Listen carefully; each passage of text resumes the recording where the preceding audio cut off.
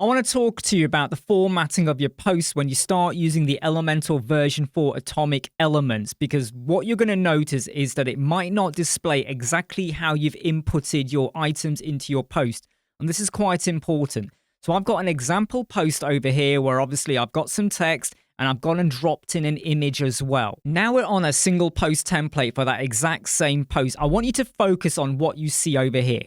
If you have like a single post template and you drag over like the post content widget, which is still technically an Elementor version 3 element, because it doesn't have all of the separate style tabs that you get with Elementor version 4, that's what you would get.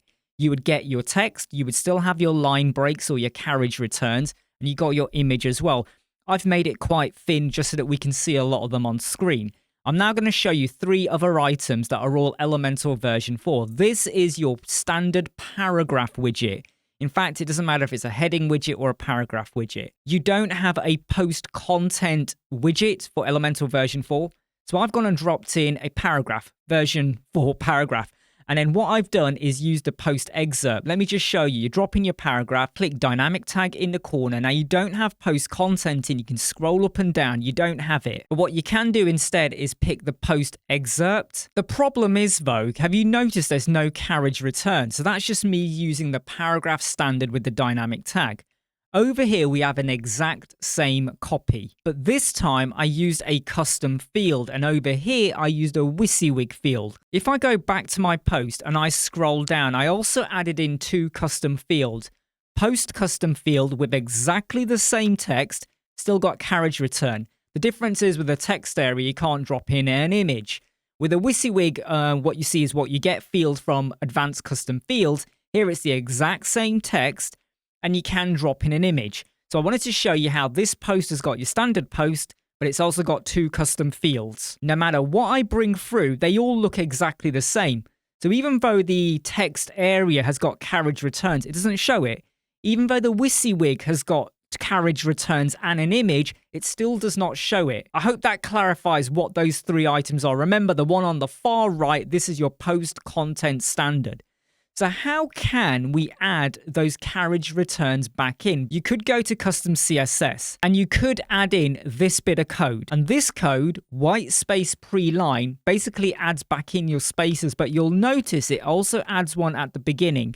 Now, if I go here to my standard paragraph and I add that exact same CSS in, you're going to notice that all it does is apply it at the beginning and not the rest.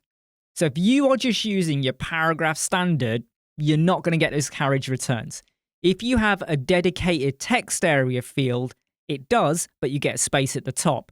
And if you apply it to the paragraph, or sorry, the WYSIWYG custom field, it applies double gap at the beginning. So everything is applied consistently in terms of the white space, but here you get 1 and here you get 2.